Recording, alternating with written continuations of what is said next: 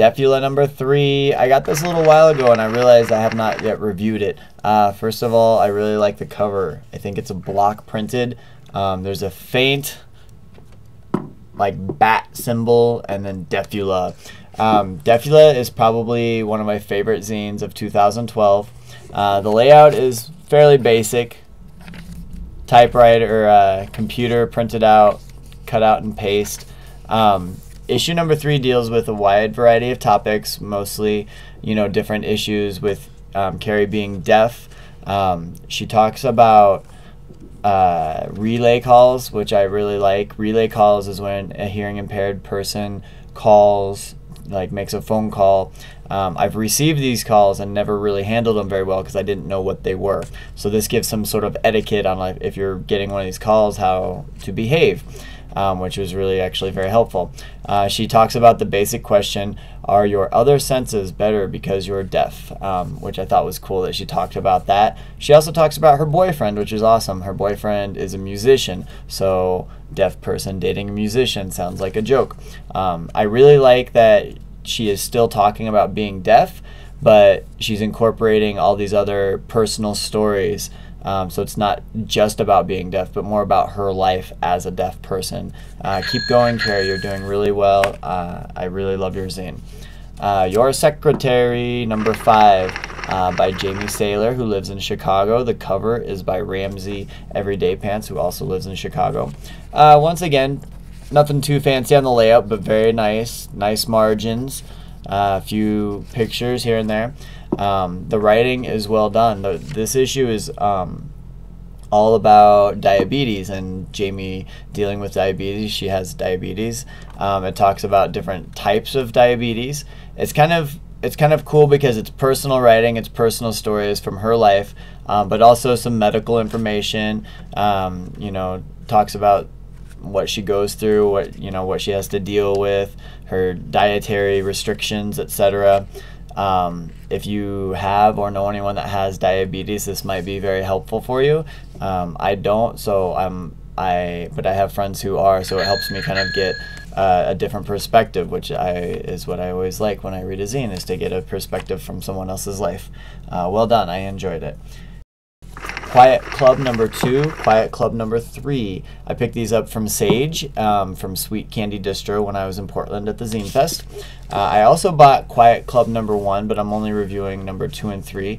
This is by a girl named Polly who lives in Olympia, Washington. Issue number 1 was okay. It wasn't anything too great, but it was good. Number 2 and 3 are better.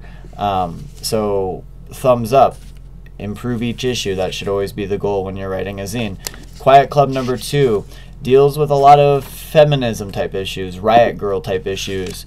Talks about what it's like to be a cute girl riding a bus at night and some creepy guy wants to sit next to you. I've never had to deal with that, so once again, I'm getting a new perspective on life, and that's what I enjoy. The layouts are really good. There's a lot of cut and paste, some pictures, some handwritten stuff, some typewriter stuff, some computer stuff, various images throughout. A lot of different things to look at, which I enjoyed. At the end, it's got a Riot Girl reading list, which lists like a whole bunch of different like old school zines from the 90s. It's got some drawings. I enjoyed it. Quiet Club number 3, a little bit thicker, the thickest issue of the 3. Once again, it's got a really good layout. I liked it a lot. Again, it deals with a lot of feminism, also more self-exploration, self-acceptance, that type of thing. A lot of times when I do zines, I'll do, this is Your Secretary, you know, like Deafula and Your Secretary, which have good layouts, good margins, nothing wrong with them, kind of a little bit basic. To do where you're actually cutting out each and every line, cutting out each and every word, doing layouts like that, it takes time, and so whenever I see it, I definitely respect it. Good layouts, good stuff. Sweet Candy Distro. Lonch. A friend of mine in Chicago gave me this zine. My first impression was it's a strange cover and a terrible title. I hated the title of this zine, but I went ahead and read it anyway, and partway through it explains the title, and then I ended up liking the title because there's actually a funny story about whatever word this is, launch. Very basic layout wise, just pictures and words. The whole issue is about him and his buddy working for a summer as like a construction crew, like on a construction crew.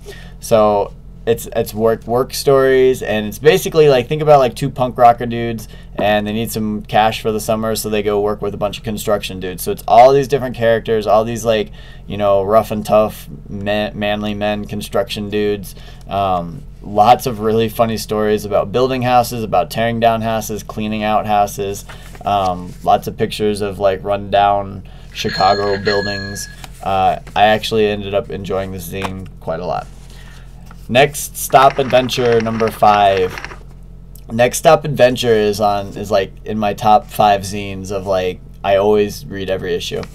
This is by Matt, who lives in Portland, who let me stay with him when we had nowhere to stay. He let us sleep on his floor during PDX Zine Fest, so thank you very much. Next Stop Adventure 5, all about riding a bike around Alaska.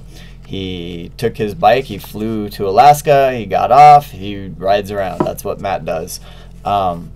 Simple layout, nothing fancy. All words, few pictures. Picture in the middle. I don't know, you go to Alaska, you ride your bike. What do? You go to thrift stores, you camp. You have some days that are awesome and beautiful, and you have some days where it rains and you're soaking wet and miserable. I really like Matt's writing style. It's really funny. And Next Stop Adventure, it's what the guy does. He's an adventure machine. He just goes and has adventures. It's good writing. I don't know what else to say. Go get it. That's it. Peace out.